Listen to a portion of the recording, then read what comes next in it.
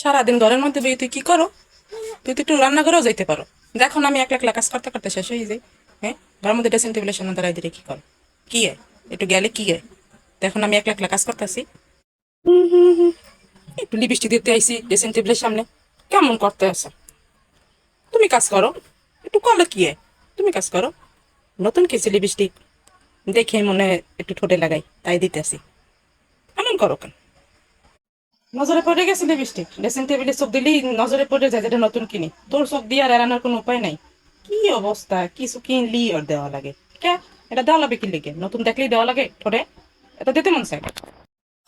তুই আল্লাহ, একটু লিপস্টিক দিছি নতুন দেখে কেমন অবস্থা। মনে থাকবে না, না তোমার লিপস্টিক না, একটুখানি দিছি ঠোঁটে, না দিলাম না তোমার লিপস্টিক। দে লিপস্টিক দে। দিছে তো দেশে আনার অল্প দিব না, দে কি অল্প দেশে না বেশি দেশে, দে দে। এই তোর অল্প দেওয়া, এই অল্প দিলি এই অবস্থায়।